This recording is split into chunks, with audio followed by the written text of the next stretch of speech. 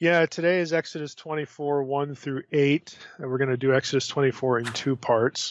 There's a good bit to talk about here in both parts. That, some of it is going to be just dealing with what is sort of visible, and then part of it is going to be dealing with some things that we may not associate with the text of Exodus 24, but that scholars do talk about, do associate.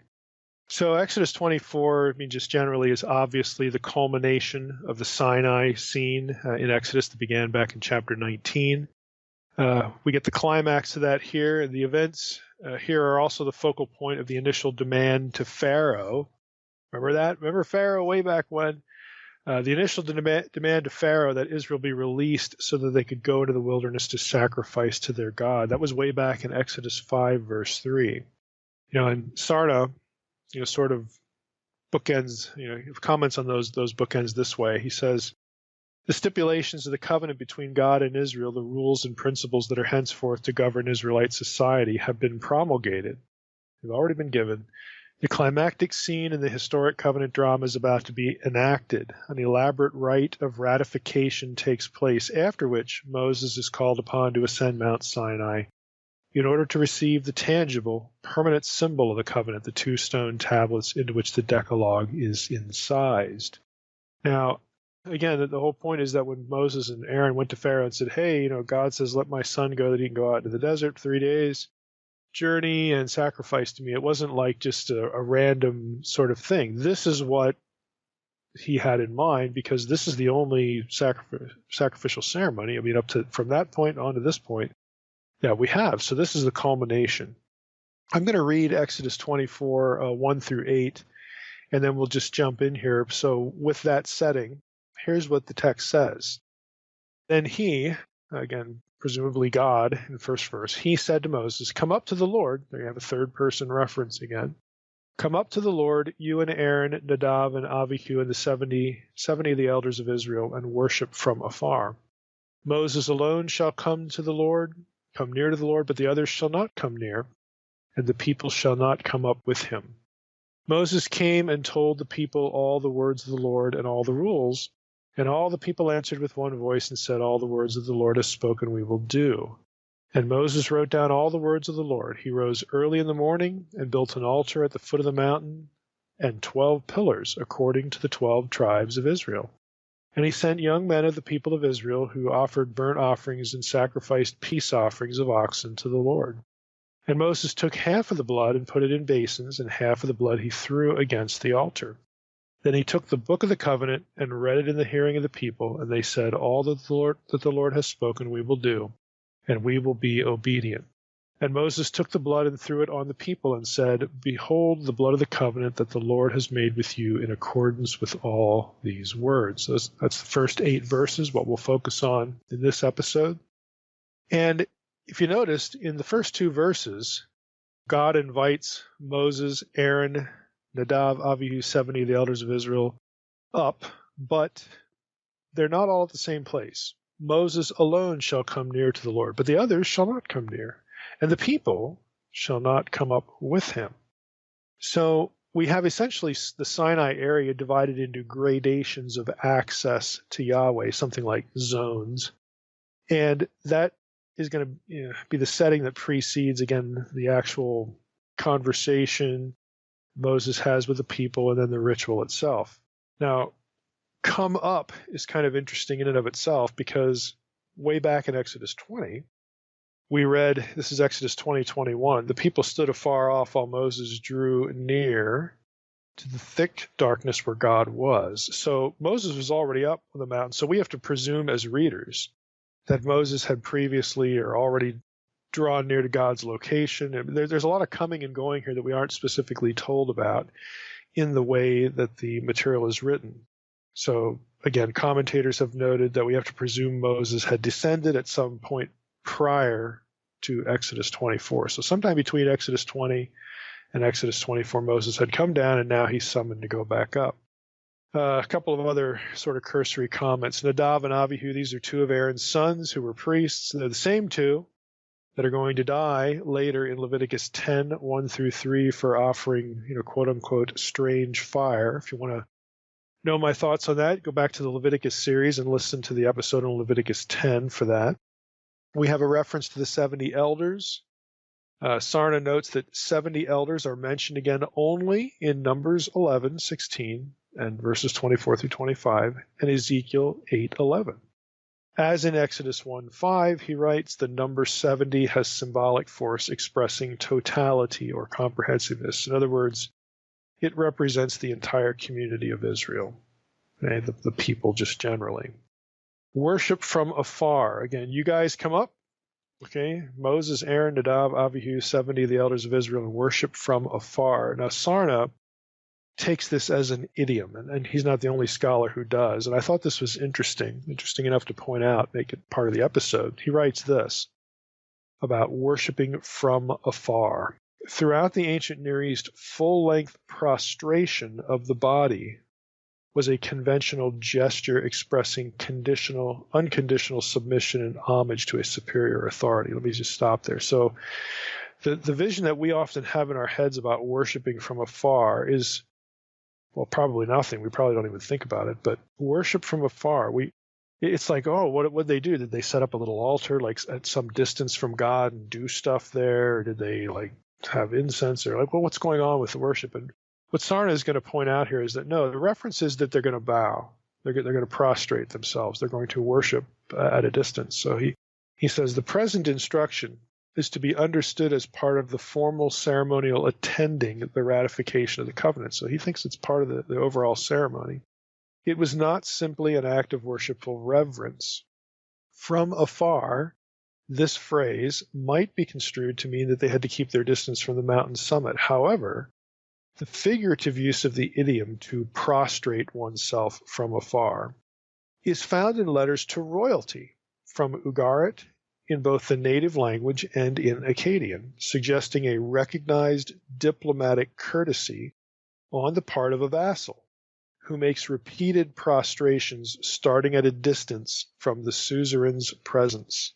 Jacob's performance in meeting Esau, as told in Genesis 33:3, illustrates this practice. Quote, he himself went on ahead and bowed low to the ground 7 times until he was near his brother. End of quote, and end of Sarna's quote. So, it's easy to read that instance with Jacob back in Genesis 33 and think that he got on his knees and he bowed 7 times. But what Sarna is suggesting, based upon the parallels here found in the material from Ugarit, is that Jacob bowed once 7 times, like getting progressively closer to Esau. The worship starts from afar and then, gradually moves toward the individual.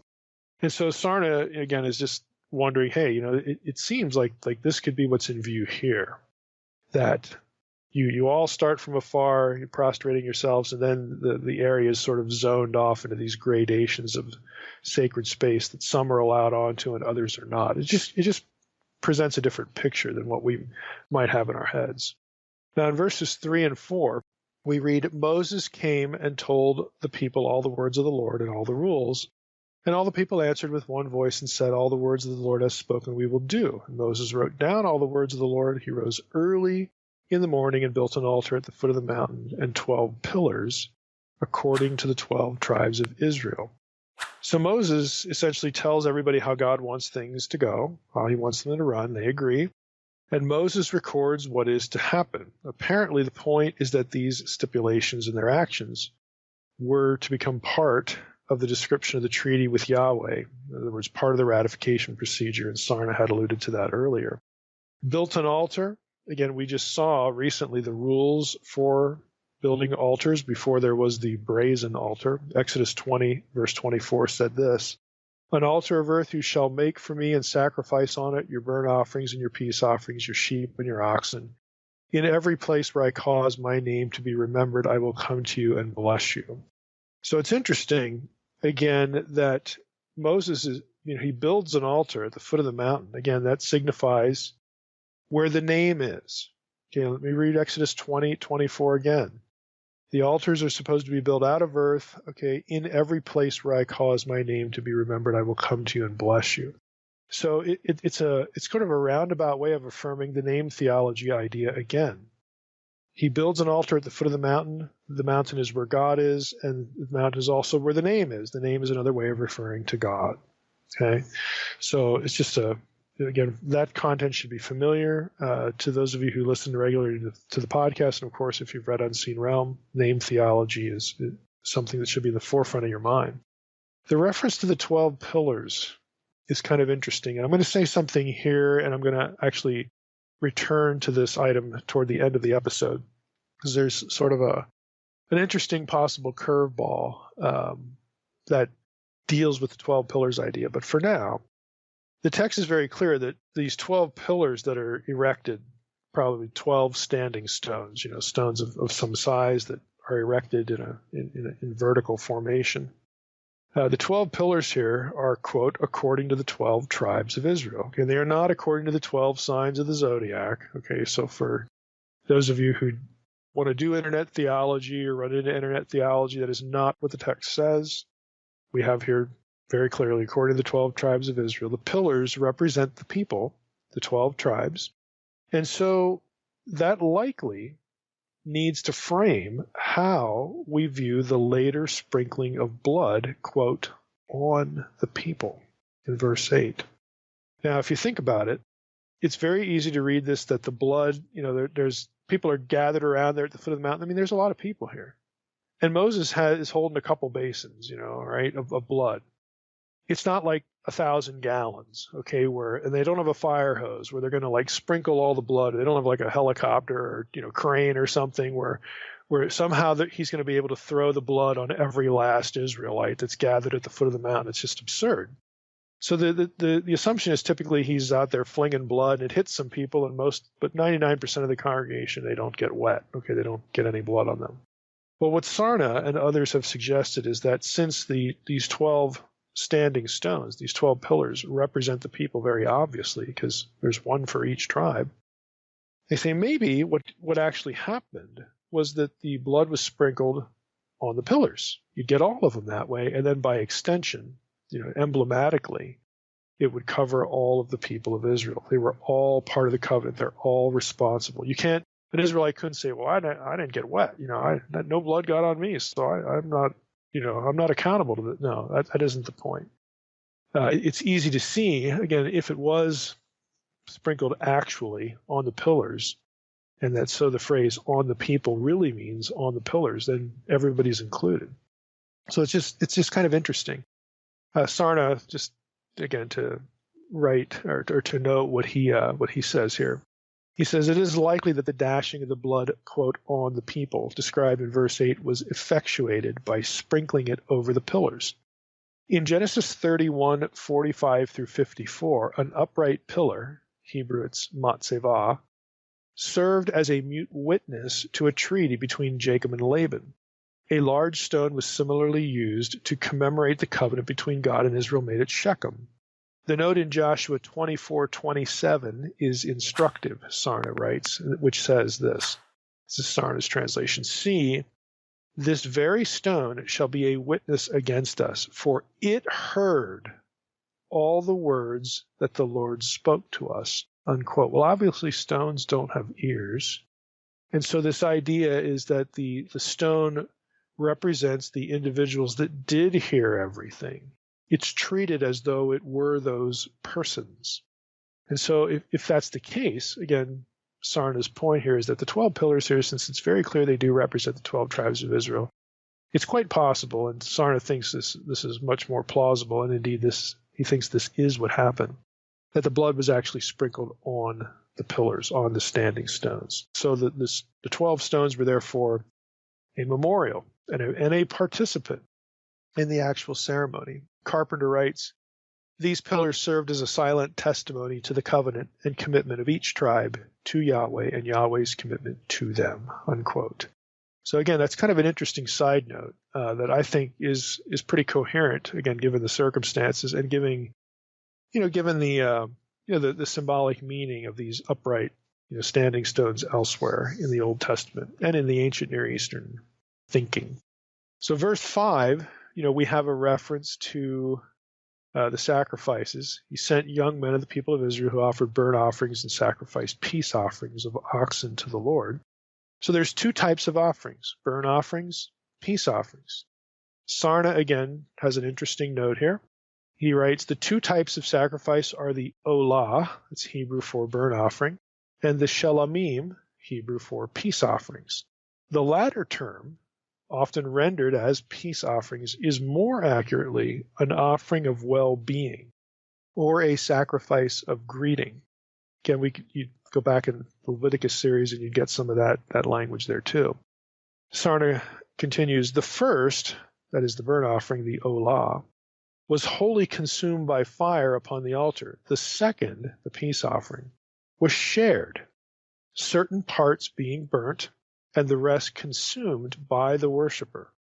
The sacrifice of shelamim, peace offerings, was a kind of shared sacred meal. And that's going to become interesting in verse 11, which is part 2 of our podcast episodes on Exodus 24, because they do have a meal. I mean, there is some kind of meal going on in the picture. Verses 6 through 8, what is done with the blood has drawn a lot of interest. Okay?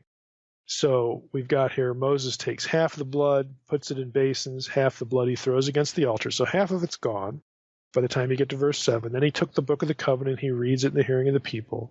And then in verse 8, Moses took the blood and the rest of it and threw it on the people, or most likely on the standing stones that represented the people, and said, behold the blood of the covenant that the Lord has made with you in accordance with all these words. So the fact that the blood is divided up into basins and two different things are done with it, again, has drawn some interest.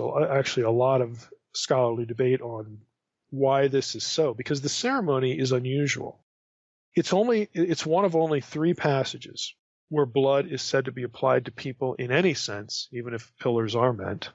And this division of the blood is also, unusual. So I'm going to read a couple of opinions on this about what the meaning of the ceremony actually would have been, and the casting of the blood on, quote unquote, on the people and on the altar and all that sort of stuff. Why are they doing this, and what are the thoughts that people, that readers, ancient readers, and the writer and the witnesses would have been thinking when they see this done? Okay, so Sarna chimes in this way. He says, the blood of the olah, the burnt offering, and the shelamim, peace offerings, was always collected and dashed against the sides of the altar in every other instance. In the present ceremony, Moses performs this standard ritual with only half of the blood. He stored the other half in basins for later sprinkling on the people. Verse 8. The 2 parts were for the 2 parties to the covenant, God and Israel, respectively.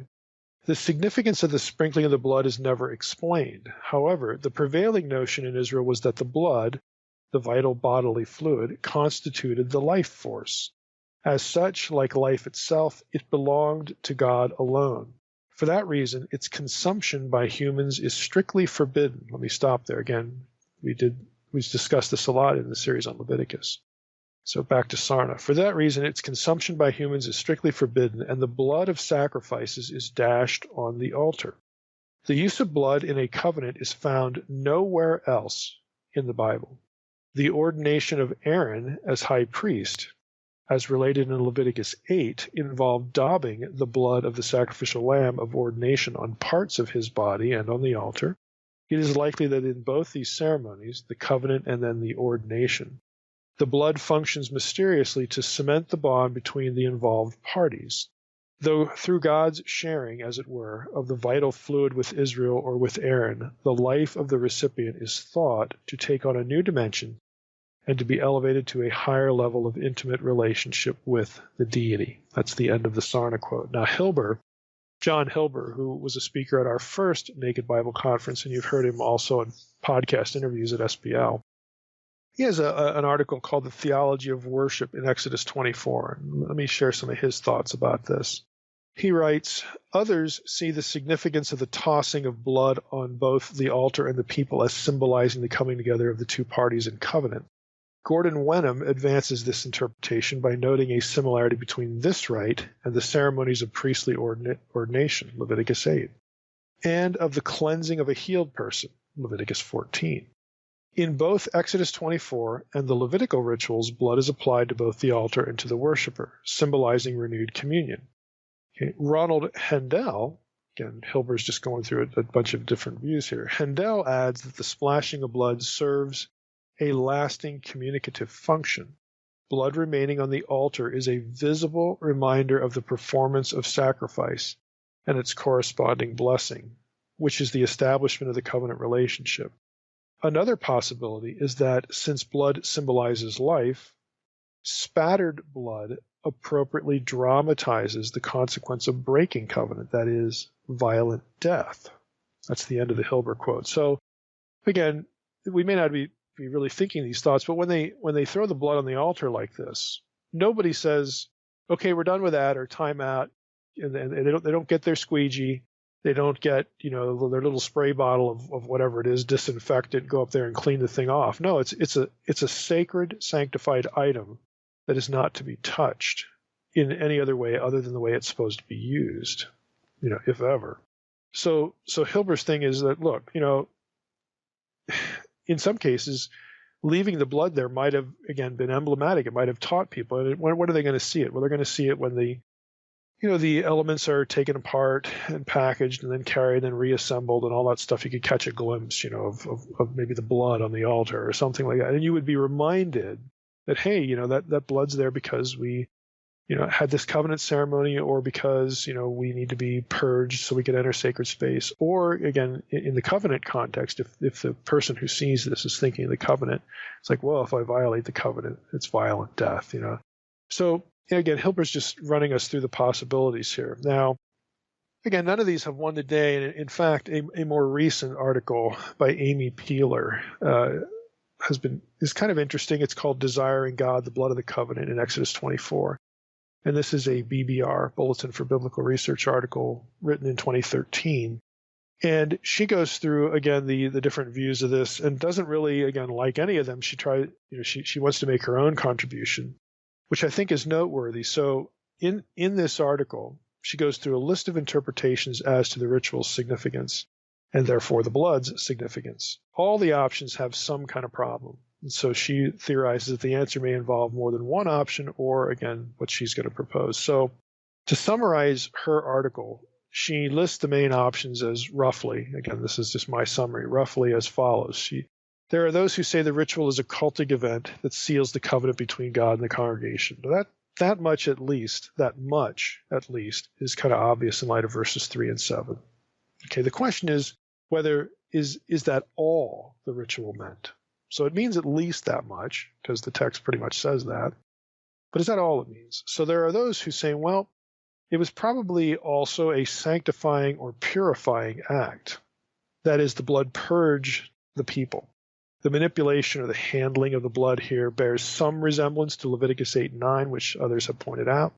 The idea here in Exodus 24 would be that after the application of the blood, the people are purified, but the text never tells us from what or for what reason or why.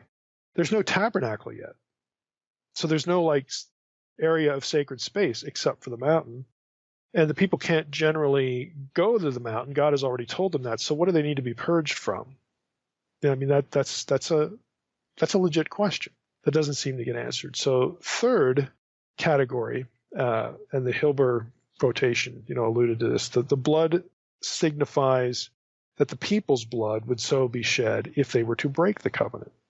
All right, so they're placed under obligation of the covenant and will reap the consequences if they don't keep it.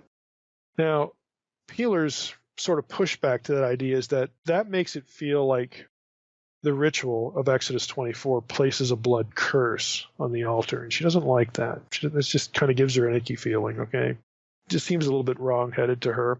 It also has the problem that when the covenant does get violated shortly thereafter, with the golden calf incident, not everybody dies.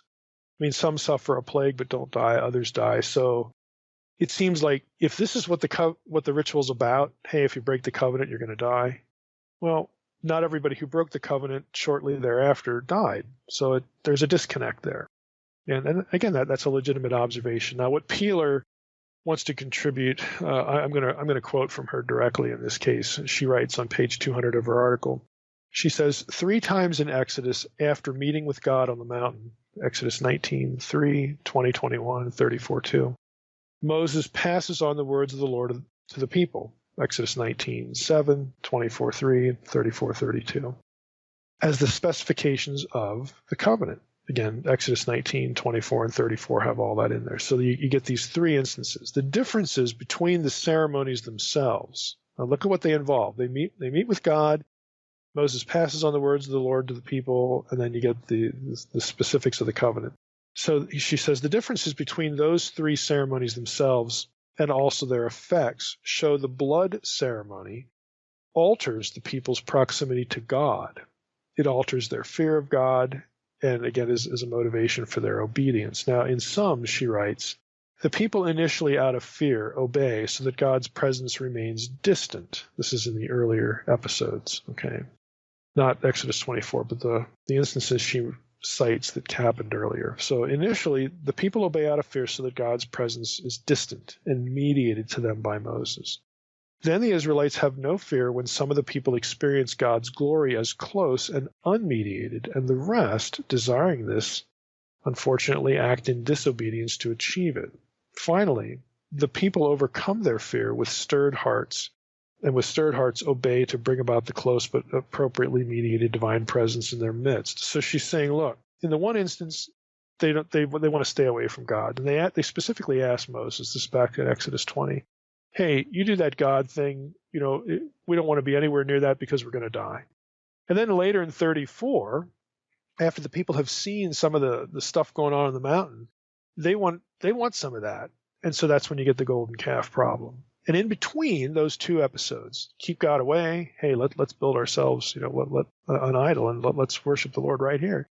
In between that, you get Exodus 24. And so what Peeler is arguing, she says, what can account for these shifts? Keep God away, let's do that ourselves, and then now Exodus 24, somewhere in the middle. What can account for the shifts? Well, the difference between the three is the blood ceremony. She says, the blood ceremony is a striking event that grabs the attention of readers for its profusion and singularity, and it accounts for the reactions of the people in each event. Now, I think, this is me breaking, I think her best point is something she says a little bit later. It doesn't rule out a covenant ratification meaning at all, because again, that's obvious, but it actually goes nicely with it. She writes this: the accompanying peace offering involved the congregation more directly in the sacrificial worship. Once the animal was killed, the blood applied to the altar, and the fat burned in offering to God, the people were allowed to eat the meat of the sacrifice. The primary motivation of this offering was to rejoice. It signified the well-being that existed between God and his people. Not that they communed together, no meat was offered to God in Exodus 24, but that all the people rejoiced and celebrated before the Lord.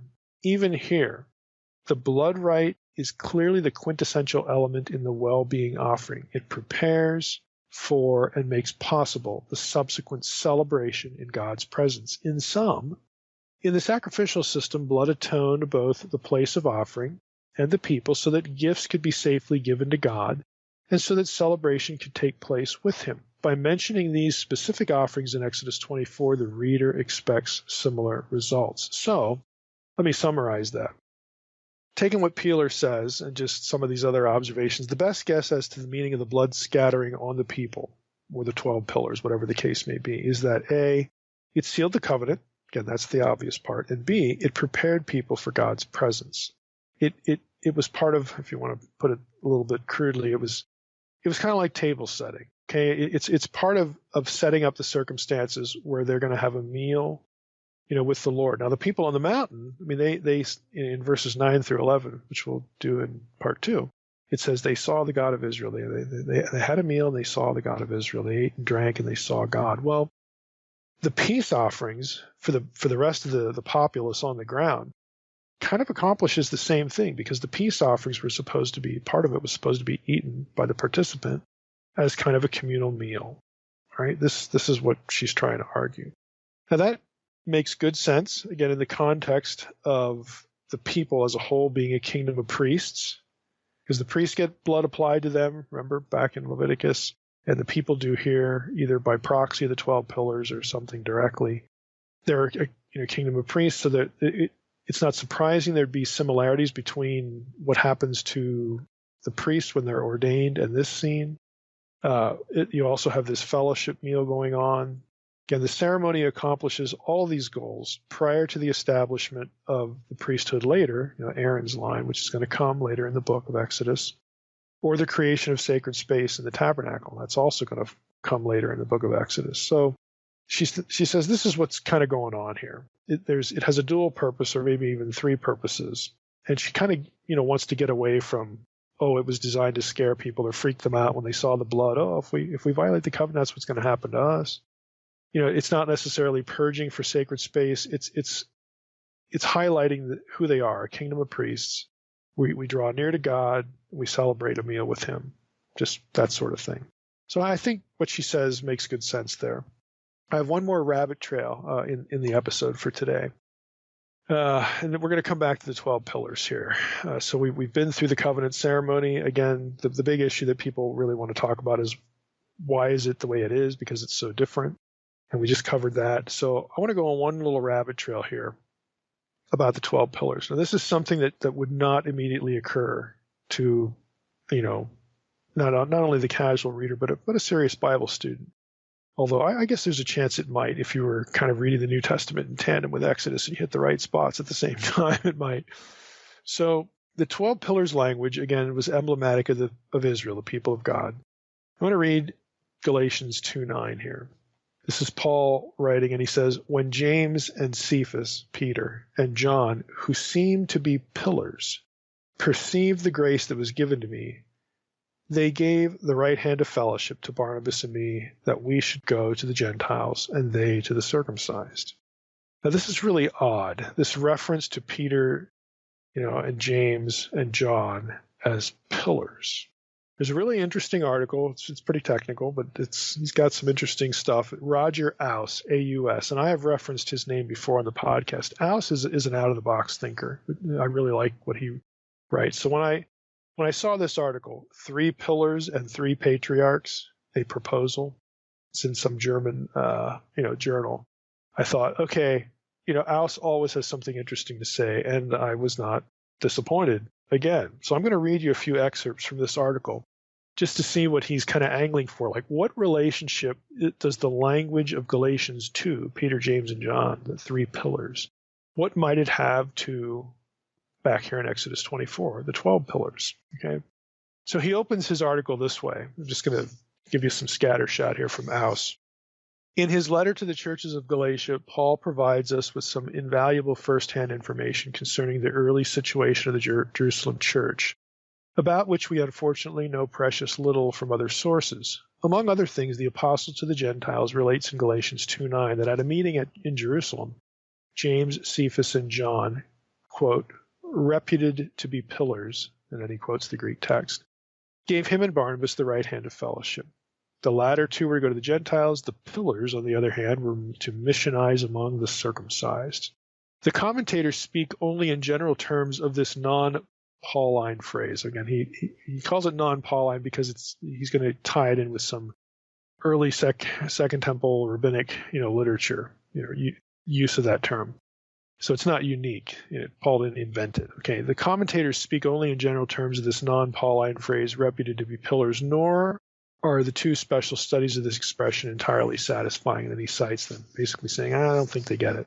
Rabbinic and intertestamental sources concerning the pillars of Israel, however, offer new insights into the self-understanding of the early Jerusalem church, including how it conceived its 3 leaders, James, Peter, and John. They also provide us with a better understanding of Paul's relationship to the Jerusalem church as expressed, again, in his book, Galatians. Now, that just, sort of sets the issue up. And Aus begins talking about the fact that in the New Testament, the apostles obviously are connected with the new covenant community, because there's a new covenant, and with a new Jerusalem. And he talks a little bit about how the church is conceived of as a new Israel and a new Jerusalem in different books of the New Testament. So this whole thing about New Jerusalem is, if you think forward to the book of Revelation, this is the way the New Jerusalem gets talked about. The apostles are mentioned, the 12 tribes are mentioned. They're sort of part of the building, people being part of the building. It's this metaphorical language. And so he says in both of the latter, these references to the New Jerusalem, the motif of pillars plays an important role. Okay, at the outset of his public ministry, Jesus chooses 12 disciples, a reconstituting of the 12 tribes of Israel, and at the Last Supper, he inaugurated a new covenant with the 12, indicating a new Israel. In the covenant ratification ceremony of Exodus 24, Moses at the foot of Mount Sinai erected 12 pillars, according to the 12 tribes. He then threw the blood of the covenant upon the people of Israel. Since in rabbinic sources the Messiah is often viewed as the final Redeemer, the first being Moses, the connection between Moses' 12 pillars and the blood of the covenant, and Jesus the Messiah and the 12 disciples and the blood of the new covenant is striking. Okay, and he goes on, he talks about Revelation 21:12, the gates of the holy city, the New Jerusalem, coming down from heaven in the eschatological age. On those gates, the names of the 12 tribes of the sons of Israel are inscribed. Revelation 5:14 states the names of the 12 apostles of the Lamb are on the 12 foundations of the wall. Here, the 12 disciples of Jesus support the new Israel, the Christian church. They function as its foundation, a term parallel to and at times interchangeable with pillars. And he again cites some passages for that, and also some rabbinic stuff. So you can see kind of he's, what he's already angling for. He's building a case, of these connections. And I want to make just two more things here. I mean, you can kind of see that there's a connection here between the 12 and the pillars, the new Israel, the old Israel, all that sort of stuff. So he writes a little bit later, I would suggest that the number 3, we're talking about why are there 3 pillars instead of 12? Okay, why does Paul single out Peter, James, and John?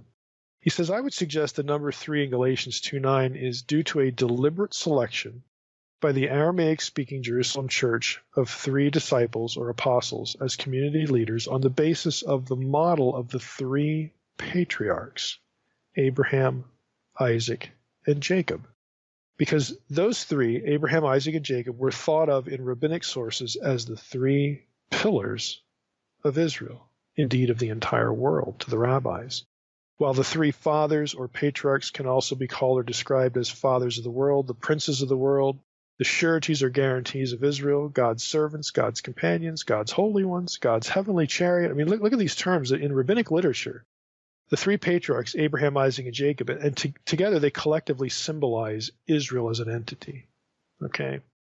And it's only with the last one that you get the 12 tribes. Okay? But before that, they were the entity. They were Israel. Okay? So they get referred to in rabbinic material as fathers of the world, princes of the world, guarantees of Israel, God's servants, God's companions, God's holy ones, God's heavenly chariot. In addition to those, okay, they get called pillars. Okay? And so, Aus draws attention to this, and he's thinking, well, if there's this analogy between the 3 patriarchs, he's proposing this, Abraham, Isaac, and Jacob, and Peter, James, and John. Well, of course, you might refer to them as 3 pillars. Again, that's the gist of what Aus is suggesting here. Again, he's an out-of-the-box kind of thinker, and he's trying to come to grips with why we get this pillar language, and also why we have 3 singled out. So just to wrap this up here, he says here, the latter saying aids in understanding why James, Peter, and John were thought of as pillars by the earliest Jerusalem congregation, which was Jewish. Okay, as God once established the world, the covenant community Israel, on the basis of the 3 patriarchs, so in the Messianic period inaugurated by the resurrection of Jesus from the dead, God was thought of by Jewish Christians as having established the world anew, the new covenant community, the Israel of God, to employ Paul's phrase from Galatians 6:16, the Israel of God. God was reestablishing it on the basis of 3 new pillars, Peter, James, and John. Again, hearkening back to Abraham, Isaac, and Jacob by virtue of the language of pillars. So I just thought that was really kind of interesting. I wanted to throw that into the episode because we hit that language here in the passage where it very evidently refers to the tribes. That's what we have now. We don't have the patriarchs anymore. When we get the pillar language in Exodus 24, we have the 12 tribes. But just as the 12 tribes represent Israel, the collected people of God, when you get to Jacob's time and afterward, before Jacob's time, it was Abraham, Isaac, and Jacob. So if Abraham, Isaac, and Jacob would have been standing at the mountain, again, the reasoning would be, well, there would have been 3 pillars erected, not 12. Again, to symbolize the covenant ratification. Which of course, basically he's saying, as in the Gospels, you get this 12 imagery that connects the church with Israel. Here in Galatians 2:9, you get the 3-pillar imagery that connects the church back to Israel. So I think that's some really good fodder for thought there. It seems to make sense. It's you get intertestamental context for it. You get some rabbinic context for it. It seems to make good sense of the language in Galatians 2:9. So there you go. But next time on the podcast, we will talk about the rest of the chapter, and most specifically verses 9 through 11. That's kind of the guts there. But we'll traverse into some of the other material as well, just a little bit. But next time, part 2, we'll hit Exodus 24, the rest of the chapter, again, mostly 9 through 11. Back in the second half of Exodus 24. Yep, Exodus 24, verses 9 through 18. That's the end of the chapter. And like I said last time, we're going to focus mostly on the episode of verses 9 through 11. But let's just, to review a little bit of Exodus 24, let's just start there. If you remember the last episode, or just glancing at the chapter right now, in Exodus 24, it begins in the first couple verses with God's invitation to Moses, Aaron, Nadav, Avihu, and 70 elders to ascend the mountain in order to worship. And, the areas are divided. I mean, not everybody's allowed to occupy the same space, it's whatnot, but at least they're there. At least there's an audience there. And it's part of the covenant ratification ceremony, which you get in verses 3 through 8, we talked about last time. So there was a ceremony with Israel involving the use of blood, spattering blood on the people, or maybe that means on the 12 pillars and whatnot. And we talked about the meaning of that. It sealed the covenant between God and Israel, and it prepared the people for God's presence, again, to celebrate his presence. And it also, in some way, was part of an ordination of them collectively as the kingdom of priests. So, that's how the chapter opens. And after the sacrifices occur, and again, some of them are peace offerings, which involved, again, in Leviticus anyway. We don't have Leviticus yet. We don't have the sacrificial system laid out. But when we do, we can look back at the peace offerings, and part of the procedure there was to eat part of the sacrifice. So it was like a communal meal. And so you've got that happening, and then you hit verses 9 through 11. Let me just read 9 through the rest of the chapter as we begin here. Then Moses and Aaron, Nadav and Avihu, and the 70 elders of Israel went up, and they saw the God of Israel. There was under his feet, as it were, a pavement of sapphire stone, like the very heaven for clearness. And he did not lay his hand on the chief men of the people of Israel. They beheld God, and ate and drank. The Lord said to Moses, "Come up to me on the mountain and wait there, that I may give you the tablets of stone with the law and the commandment, which I have written for their instruction." So Moses rose with his assistant Joshua, and Moses went up into the mountain of God. And he said to the elders, "Wait here for us until we return to you. And behold, Aaron and Hur are with you. Whoever has a dispute, let him go to them." Then Moses went up on the mountain, and the cloud covered the mountain. The glory of the Lord dwelt on Mount Sinai, and the cloud covered it 6 days. And on the 7th day he called out to Moses in the midst of the cloud. Now the appearance of the glory of the Lord was like a devouring fire on the top of the mountain in the sight of the people of God. Moses entered the cloud and went up on the mountain, and Moses was on the mountain 40 days and 40 nights. That's the rest of Exodus 24. So, again, we're going to focus on the meal. They saw the God of Israel and had a meal there. But let's just start with the general issue of seeing Yahweh. Now, Exodus 33:20, let me read that to you. But he said, "You cannot see my face." Hebrew is panim there. "For man shall not see me and live." This is God speaking to Moses. When Moses asks if he can, see God, that's God's answer. So Exodus 33:20 seems to suggest that what we read in Exodus 24, 9 through 11, couldn't happen. So we have an issue, again, that's been talked about numerous times in scholarship. And of course, anybody who's, reading the passage and thinking about it and discussing it with friends, you're going to run across this seeming contradiction. Now, in the I put something in the protected folder. This is Bernard Robinson's article, The Theophany and Meal of Exodus 24. It's from the Scandinavian Journal of the Old Testament. This is from 2011. Now, Robinson, again, is discussing this passage, and he gives examples of commentators who are so startled by the scene, again, because of Exodus 33. When they read 9 through 11, it's like, well, how in the world could that even happen? It just doesn't work. Commentators who are so startled by that they actually recommend changing the text under the presumption that what's in the traditional text, the Masoretic text, must be the result of variants found elsewhere. Like it couldn't really have originally said that because that just can't happen. Now, other scholars, and again, if you had access to journals, you would find these Nicholson, he has 3 articles on this chapter. They don't buy that. They refute this idea. Look, the text says what it says. There's no need to say that it originally said something else just to get us out of this problem. So we're not going to change the text. Now, you can tell, though, in fairness, you can tell that the Septuagint translator seemed a little uncomfortable with the idea of seeing Yahweh because of the way he translates this. Now, I'm going to read a little bit from Carpenter's commentary here. He writes this: the Septuagint translator found it too bold and says this. Instead of they saw the God of Israel, here's what the Septuagint says. They saw the place where he stood there, the God of Israel. And Carpenter continues, this is what it says, and the Septuagint proceeds to describe the appearance of the place under God's feet. But the Masoretic text has God as the object of Ra'ah, the object of seeing, even though what they see is God's feet. Now, the implication is clear. They could not and did not look on God himself, that is, his face. His throne floor is described, but he is not. No human could look at his face and live, Exodus 33:20. Theophanies were traumatic and dangerous to those who experienced them. Genesis 16, Genesis 28, Genesis 32, Judges 6, so on. Other commentators, however, believe that these privileged persons saw God in his glory, but exceptionally lived to tell about it. They didn't die.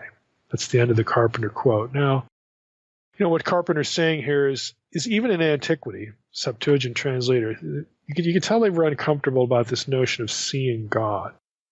And so they translate it in such a way where they just see the spot where God was. And then they go on, okay, they're looking at his feet and so on and so forth. But the pushback by Carpenter and others is like, look, even if you take the MT for what it is, they saw the God of Israel. It doesn't specifically say they saw his panim, his face. There's another way you can take face, and I often get this question either at conferences or I think we've done it in Q&A as well. I think the point is that you can't see the direct presence of God unveiled, like his direct presence. I would take panim to refer to the unveiled presence, because then you would die. And the reason I do that and don't just isolate it to his face is because of passages like Genesis 18, where God shows up as a man, and the angel who has conversations. And we're not told that the angel was like turned another way or the person's got his face to the ground. There are people who have conversations with the angel of the Lord or the captain of the Lord's host, Joshua 5. And it doesn't say they weren't looking at him. It doesn't say that they couldn't see his face. It doesn't say any of that. So I think we have to assume when we're not told that they're having a conversation with a figure they believe is a man, but more than a man. And that's okay. They're allowed to do that. And so that's why I take the prohibition of Exodus 33, that no man can look upon, my panim and live. Okay. I think that's really the point. The unveiled, unfiltered presence of God, the glory itself. It's hard to even know how to talk about it. But there's a way that if you looked upon God, you would die. And there are ways that you can look at God and not die. That much is clear. It's just how to parse all that. Now, it's interesting when God sort of honors Moses' request, Moses is allowed to see his back parts. And in that case, he doesn't see the face, but we're not actually told. There's anthropomorphic language used in Exodus 33, Exodus 34. And so you could argue, well, isn't that the angel? And why can't they talk face to face if it's the angel? Well, it never says that. It does use anthropomorphic language. But again, I think that what Moses is allowed to gaze upon is in human form and is not, again, the unveiled presence, the unveiled glory of God. So that's why I take that interpretive trajectory as opposed to, well, the issue is just the face. Okay. So I'm going to disagree a little bit with Carpenter, but the general idea is the same. I don't think that we need to change the Masoretic text because Exodus 24 just says they saw the God of Israel, and then it zeroes in on the feet. It doesn't contradict. It doesn't say they saw the panim. So this passage can work with the other passages in at least two possible ways, the face or the unveiled presence. So I think it's an overreaction on the part of whoever these commentators, happen to be, that, well, we need to change the text. I think that's a little odd. I also think it's an overreaction on the part of the Septuagint translator.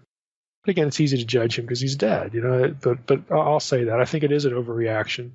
Now, Robinson, in his article, cites the famous Jewish commentator Umberto Cassuto for a rebuttal to the timid Septuagint translator. I thought this was kind of interesting. Robinson writes this.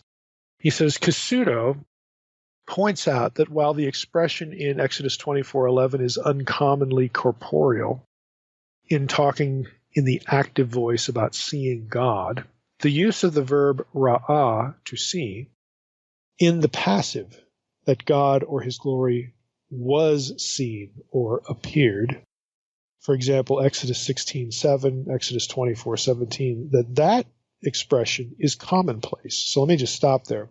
Cassuto points out that, it's pretty unusual to have the verb ra'ah, to see, in the active voice, and then the direct object be God. That's unusual. But he said it's not unusual to have the passive and say that God was seen or God appeared. That's pretty common. So Cassuto is pushing back here and saying, well, I don't know why the Septuagint translator was so timid here. Maybe the Septuagint translator didn't realize that this same verb used passively of God is pretty common, but he doesn't need to freak out. So it's Cassuto's little pushback to the Septuagint guy. Now, back to the Robinson quote about Cassuto and his work. He says, this fact causes one perhaps to wonder whether there can be much difference between saying that someone sees God and saying that God appears or is seen by someone. Is there really any difference? Is that a distinction without a difference? Robinson says, talk of seeing God is a bold usage, but it needs no emending nor explaining away, despite the existence of texts which express the view that it is impossible or nigh impossible to see God without dying. Then he has a footnote. Robinson has a footnote at the end of that portion that says this. His examples are, of course, Exodus 33:20, the thing about dying. But the footnote adds, in Genesis 16:13, Hagar marvels that she has been able to see God and live. In Genesis 32:30, Masoretic text, verse 31, Jacob says with amazement, I have seen Elohim, God, face to face, and my life is preserved. In Judges 6:23, after Gideon has seen the angel of Yahweh, Yahweh has to reassure him that he will not die. And in Judges 13:22, Manoah, after seeing the angel of Yahweh, says, we shall surely die, for we have seen Elohim.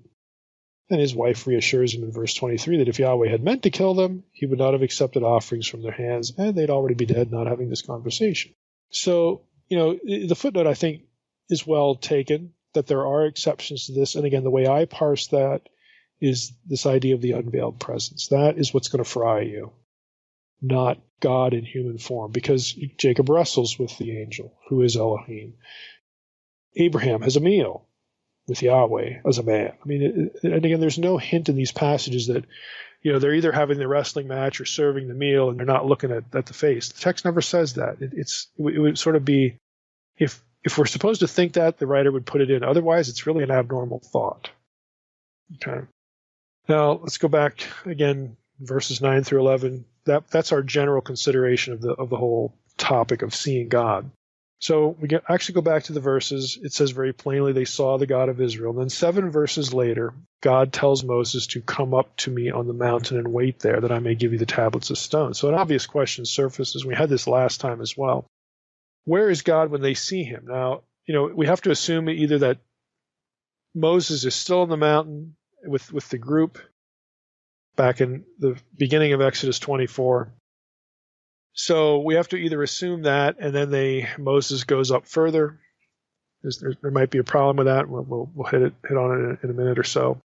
We might also assume that they went down the mountain, and that's where Moses tells everybody, hey, you wait here. I got to go back up and get the tablets. Maybe that happened. Again, we have to make some assumptions here, just like we did earlier in part 1 with Exodus 24, 1 through 2, where God says, hey, come up here. And if you go back to Exodus 20, Moses, in theory, was already up there. So somewhere Moses has a descent and he has to go back up. That's possible. We're just not told every detail. And the text doesn't intend to tell us every detail. He turned right, he looked over here, he went up, took this many steps. There are lots of details we don't get. So we don't need to obsess about that. Anyway, this is the instruction. And we have to wonder, okay, where's Moses, where's God when they see him? What is actually happening here? Where's God's location? Now, Robinson goes through a number of proposals offered in scholarly literature, and the three most interesting are these. I'm going to give you the three that I find, again, worth mentioning here. So the first one, and this is just my summary here.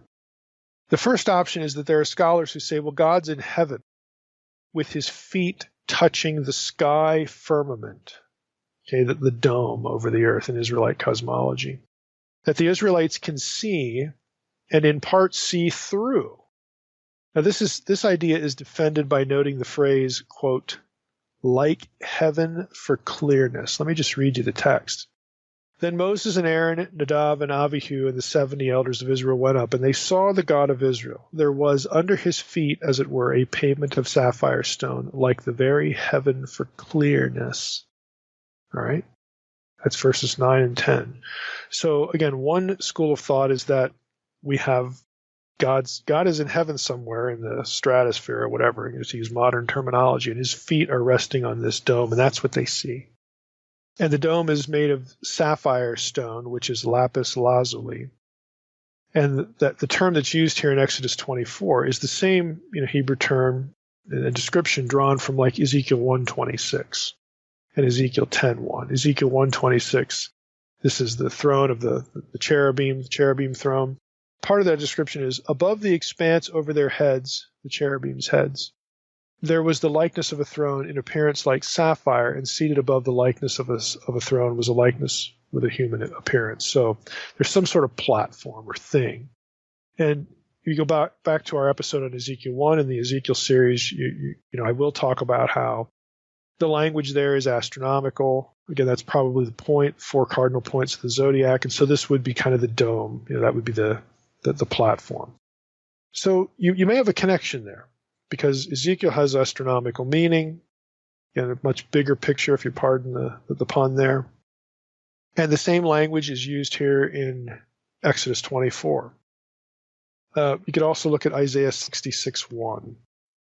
Thus says the Lord, heaven is my throne, the earth is my footstool, and what is the house that you would build for me, and what is the place of my rest? Okay. Now Robinson adds a note of interest here along with this first view.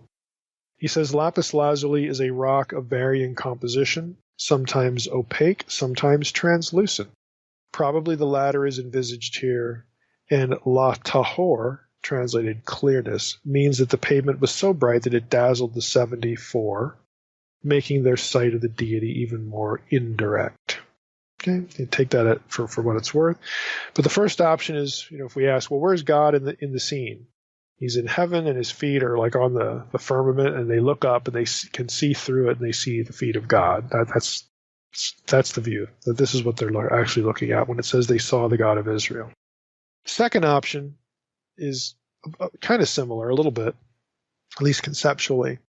This is the idea that God is in heaven again, and the summit of the mountain reaches up into heaven. This has God closer than the first view. Because if it's the firmament, God's way, way up there, okay? So this has God closer than the first view. In this regard, Robinson writes, quote, Mesopotamian ziggurats were said to rest on the earth while their summit reached up to heaven. Their upper story contained a sanctuary, sometimes paved with lapis lazuli. that served as a habitation for the gods.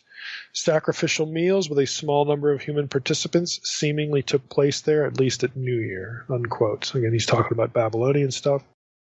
But, a lot of scholars don't opt for this because if this is the case, the command in Exodus 24:12 doesn't make a whole lot of sense. The Lord said to Moses, "Come up to me on the mountain and wait there, that I may give you the tablets of stone with the law and the commandment which I have written for their instruction." If the mountain's supposed to be at the very top, like reaching into the heavens, like literally, well, Moses has a long trip to make. And is this really what's going on? And how are we to exaggerate the language so that we can get the mountain to be like a ziggurat and actually up into the heavens? And so for this reason, there are less people that take this, but you get the representation because of the Mesopotamian parallel, and more people who would take the first one, just because of the for clearness language and the language of Ezekiel. Third option is that Yahweh has come to earth, and the humans in this passage are in proximity to him to some extent, but they see, or at least look at, only his feet.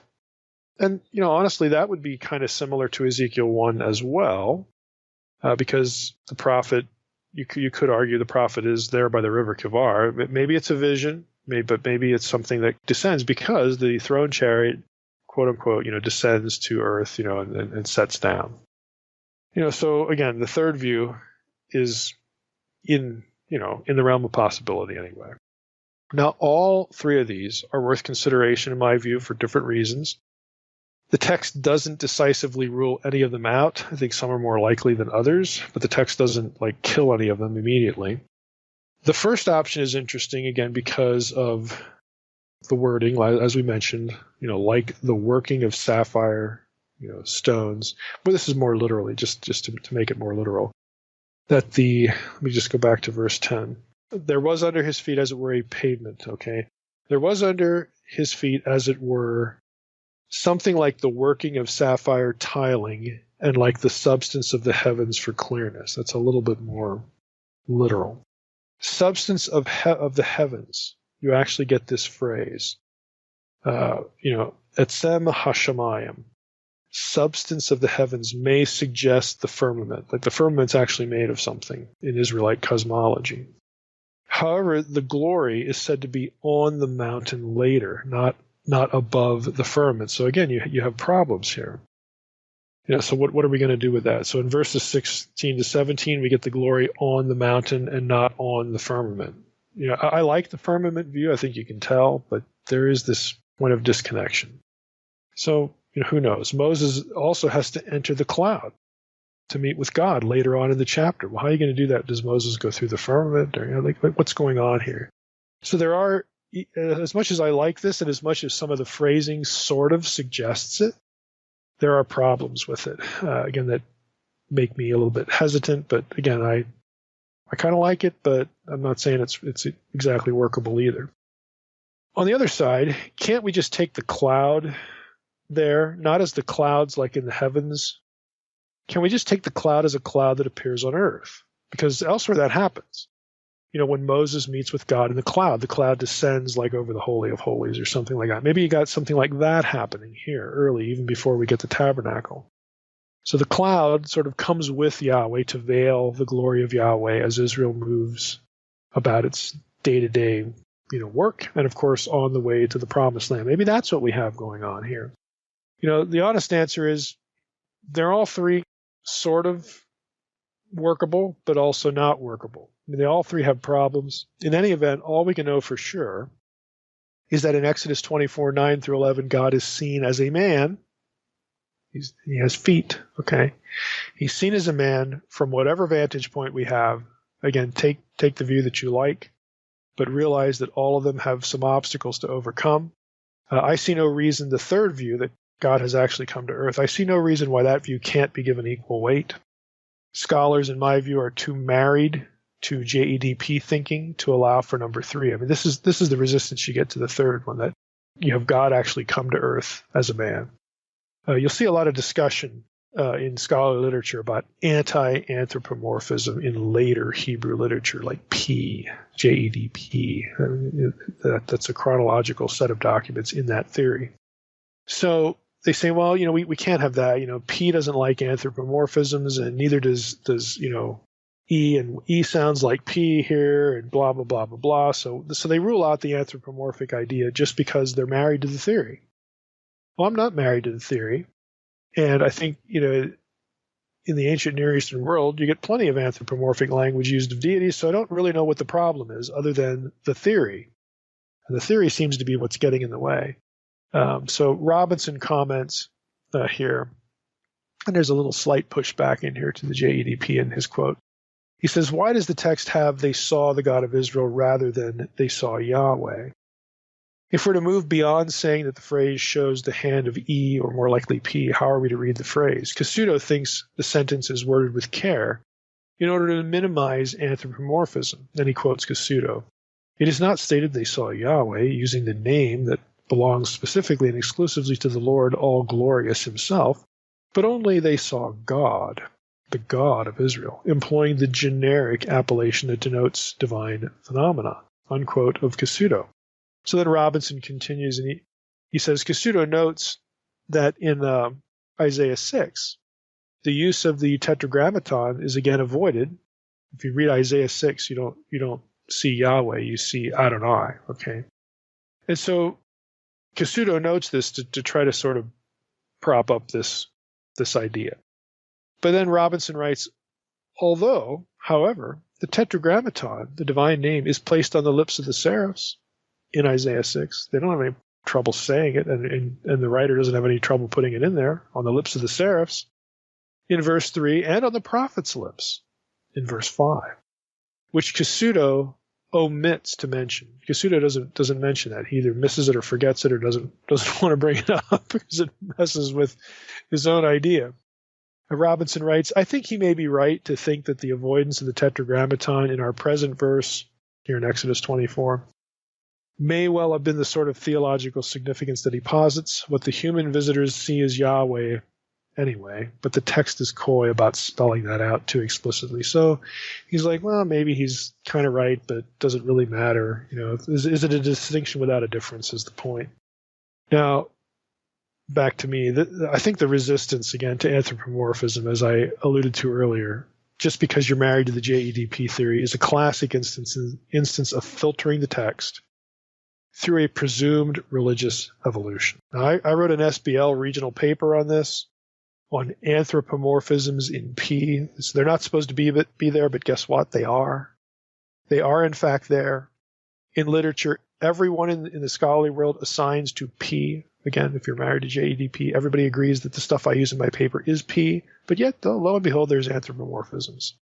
If you're interested in that, I'm not going to rabbit trail here on it. You can get that paper in a Kindle version on Amazon. It's one of those papers I published in Kindle form a long time ago. But again, I just think this is a classic instance of filtering the scriptures through a theory. So I don't see any reason why we can't read Exodus 24 as God coming to earth. Even though I like the firmament view because of the language, it has problems. The second view, I think, is the least likely. And the third view, God actually has come to earth as a man. That's well on the table. I don't see any obstacle to that. I would also say that if you're going to try to deny that it's actually Yahweh come to earth because it's late, and then you're going to argue something against it because of this presumed evolution, this presumed chronology, it would also be kind of odd because the description of what they see, the feet on the lapis lazuli, that has a parallel in the Baal epic that everybody knows. It's in the description of Baal's house, and Ugaritic literature is not late. It's early. It's well before E and P. Okay, so that would make it even more odd. Again, Exodus 24:10 says, there was under his feet, as it were, the pavement of sapphire stone, like the very heaven for clearness. Baal's house is built of bricks, and it's the same term, LBNT, as you get the word for pavement in Exodus 24. It's also built of sapphire stones, lapis lazuli. This is what Baal's house is built out of. The same terminology here.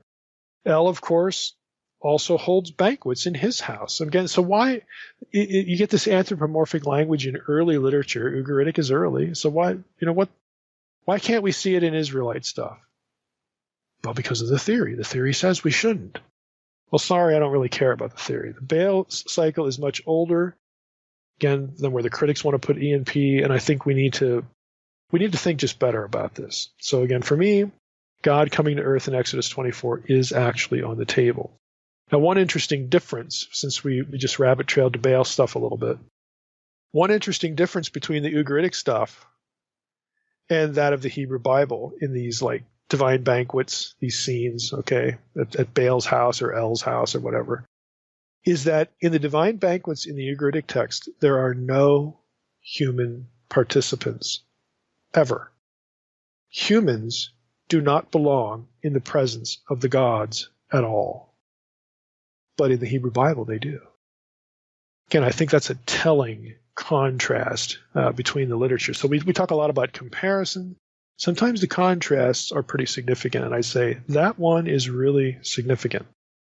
Now, in verse 11, we get the sentence, they beheld God, and they ate, and they drank. All the verbs here are third person plural. And it takes us into the meal. Now, we don't have God eating, okay?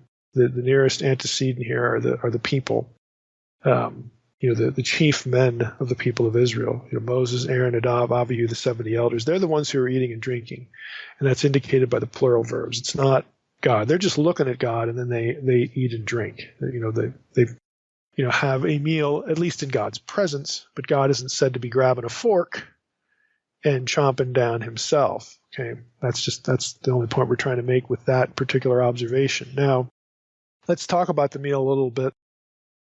You get other passages, though, that argue pretty strongly for a real meal that God does participate in. That's Genesis 18. That's the most obvious example. When you read Genesis 18, let's just go to, you're familiar with the story. Yahweh and two angels show up, and they look like three men. They show up where Abraham's at, and they're going to have a meal. In verse 8, it says this, just Genesis 18:8. Then he took curds and milk, this is Abraham, and the calf that he had prepared, and he set it before them. And he stood by them under the tree while they ate. Now, some people try to argue that the one standing by is Yahweh. That's just really a misreading. He stood by them. Okay, he, the nearest antecedent, and then this is grammar, is Abraham. It's very obvious. And they ate. Okay, so there are passages where this does happen, where God does participate. You get a few sacrificial references that seem to have God kind of like enjoying the smell of the sacrifice and whatnot. So you get some of that language too, but Genesis 18 is probably the strongest precedent for God participating in a meal directly. But in Exodus 24, again, to be consistent, to be fair here, you don't actually get that language. It's important to note that the meal itself, rather than fixate on the question like, well, is God grabbing a fork or not? This is the kind of thing I guess that scholars like to fixate on. I would suggest that it's more important to note that this meal is not what certifies the covenant between Yahweh and Israel. That has already been done via the blood ceremony, verses 3 and verse 8. The meal is a celebration of God's presence. Again, we talked about that in the last episode, peace offerings and whatnot, when we talked about Amy Peeler's work. Now, Robinson writes this in conjunction with what we're talking about. He said, it is by no means clear that what happens in verses 9 through 11 is a covenant-making ceremony. That's not the ceremony. Meals sealing a covenant are, it is true, narrated in Genesis 26 through 30, and Genesis 31, 43 through 50. But a reading of verses 9 through 11 is speaking of a covenant-making ceremony, or as speaking of a covenant-making ceremony, based as it largely is on the phrase, quote, they ate and drank, unquote, is very vulnerable to criticism. And then in his article, he feels free to criticize it, and he does. And then he quotes Nicholson here. He says that a meal eaten in the presence of God was not ipso facto a covenant meal may be seen from a glance at the narrative in Exodus 18, 1 through 12. The passage seems to describe nothing more than an act of worship, of which the eating of a meal before God was part and a means of rejoicing in the presence of God. The activity of eating and drinking before God is mentioned elsewhere in the Old Testament in context which cannot be understood in terms of covenant ratification. Exodus 32:6, Deuteronomy 12:7, Deuteronomy 14:26, and so on and so forth. Had the tradition spoke of Yahweh as himself eating with Moses and the others, the case would have been different, for we could then have readily taken it as representing the deity as calling his human visitors into a covenantal bond with himself. That's the end of the Robinson quote. But of course, it doesn't say that. The covenant has already been ratified, blood, sprinkled or spattered, among the people or on the 12 pillars, whatever. The meal is a celebration of something that's already taken place. Now, last note on 24, 13, and 14. Let's just read that passage again. This is Exodus 24, 13, and 14. So Moses rose with his assistant Joshua, and Moses went up into the mountain of God. And he said to the elders, "Wait here for us until we return to you. And behold, Aaron and Hur are with you. Whoever has a dispute, let him go to them."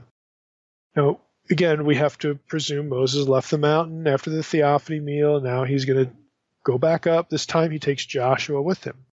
His presence, Joshua's presence, will be important in terms of the leadership transition and consistency with the divine encounter motif common to spokespeople for God, what we would think of as prophets. It's all a prophet is, a spokesperson for God. I spent a whole chapter on this in Unseen Realm, this chapter 27, Standing in the Council, for this idea. So I'm going to quote a little bit from Unseen Realm here, because Joshua, he is validated as leader because he does have divine encounter. That's what marks a prophet. Someone who speaks for God. There's a divine counter motif that goes from Adam all the way up to the New Testament, to Jesus, to the apostles, and honestly, in some respects, to us as believers, because we have the Spirit. So this is a running motif throughout the entirety of Scripture. And so with respect to Joshua, here's a little bit of what I wrote in Unseen Realm. The implication is clear. The people need to listen and will listen to the person who is validated by an encounter with the presence of God. Divine encounter was also what initially validated Joshua as a prophet. In Exodus 24:13, just before the description of how Moses and the elders of Israel shared a meal with Yahweh on Sinai, I should say just after, we read, "So Moses rose with his assistant Joshua, and Moses went up to into the mountain of God." The verse implies that Joshua went along with Moses to see God. That he goes somewhere. He sees something. Exodus 33:9 through 11 makes Joshua's contact with Yahweh a bit clearer. So if we read Exodus 33 a little bit later, this is what we encounter. When Moses entered the tent, this is a different scene.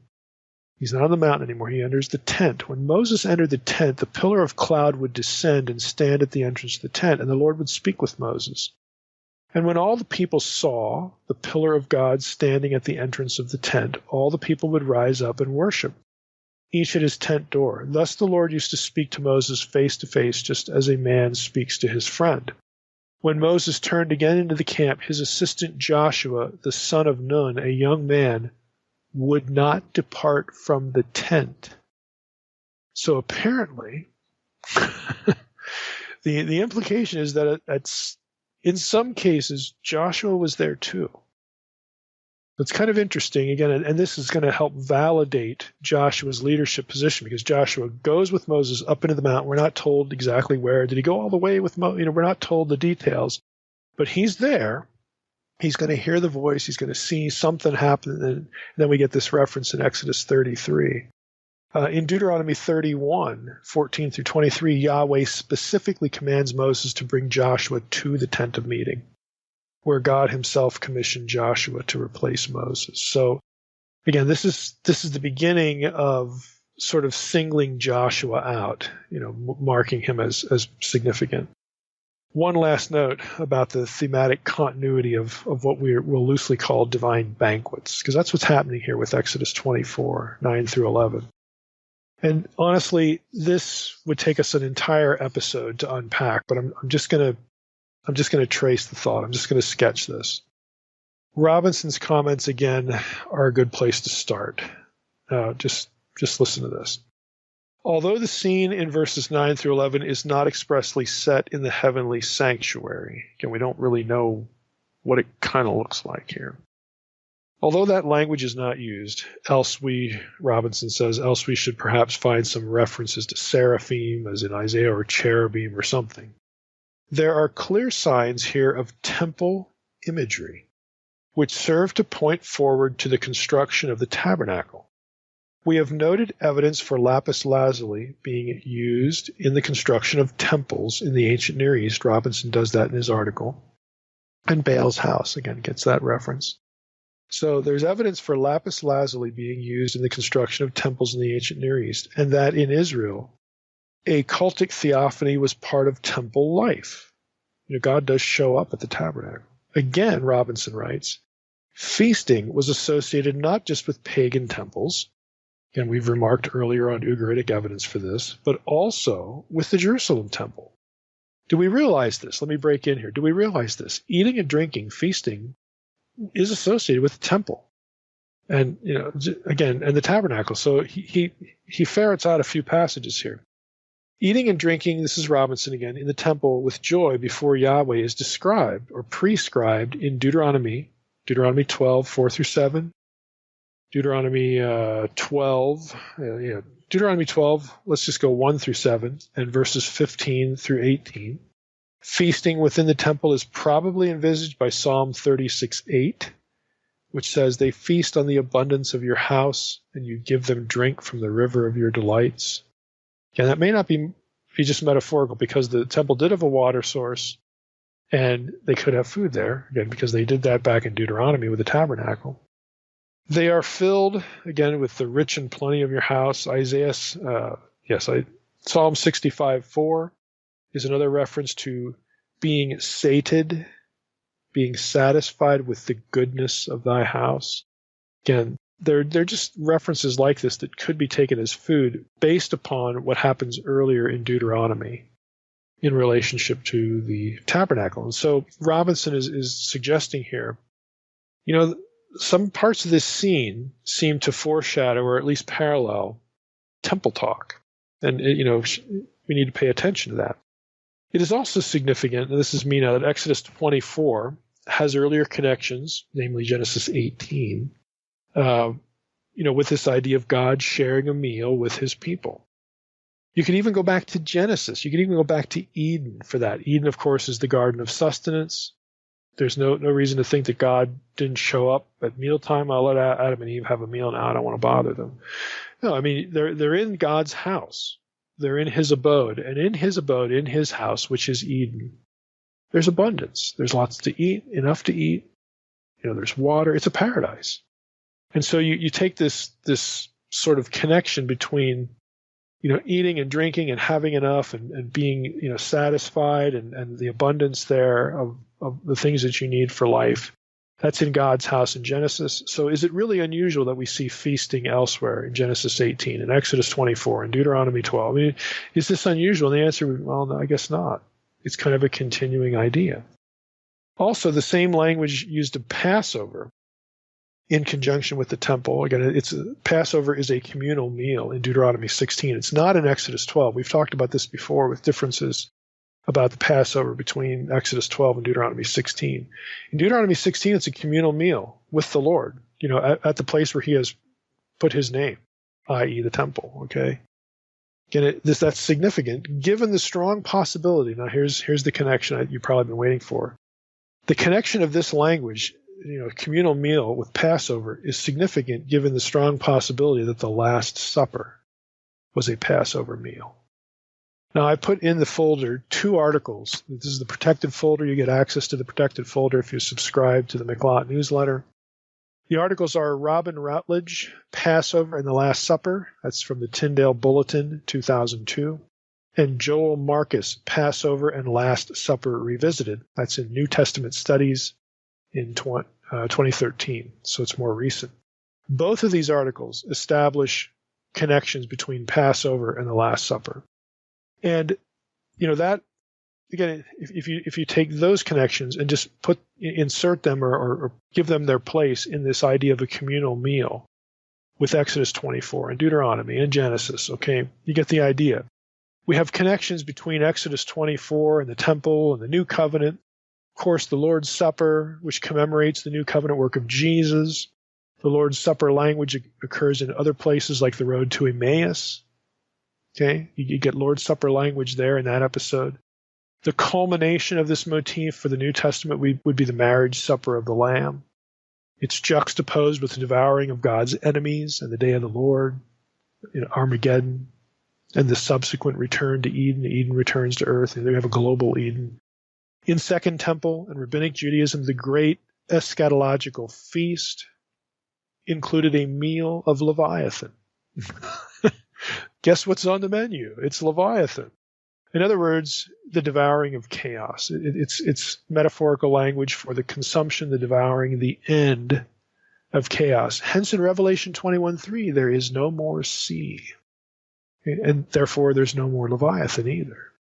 And chaos is done. The point of Revelation 21:3 isn't, I guess there's no salt water in the new earth. No, we're not blind literalists. Okay, we appreciate the metaphor for what the metaphor means throughout the course of the Old Testament. Leviathan is a chaos metaphor, one of the most frequent, and so is the sea, because those two things are connected. Leviathan lives in the sea. It's also why the underworld is described in the same ways. Okay, it's a chaos metaphor, and so when John in Revelation says there ain't no more sea, it means there's no more chaos. And chaos is anti-Eden. It is the term that scholars would use to describe everything and anything that runs contrary to the way God wants things. There's no more of that when you get to the Revelation 21 and 22. And so this communal meal idea is actually part of that picture too. Marriage supper of the Lamb, juxtaposed again in conjunction with the day of the Lord, and then the descent of the temple, all this stuff. It's all part of the same matrix of ideas. And I just think it's kind of interesting that here you go with Exodus 24. What are they doing? They're ratifying the covenant, the law. And they do this with Passover. They celebrate God's presence. And you connect that again to the Lord's Supper and to some of these other things. It makes sense. Why? Because what God wants is the restoration of his family. Families eat together at home. It's not complicated. It's profound, but it's not complicated. And Exodus 24, again, is part of that. So the point is that Exodus 24, 9 through 11 has a history, and it is a type. This is typology. A type is a nonverbal prophecy, an event that foreshadows something yet to come. And in this case, it foreshadows various things to come that the New Testament will, of course, unpack and unfold in its description of the eschatological day of the Lord and the marriage supper of the Lamb.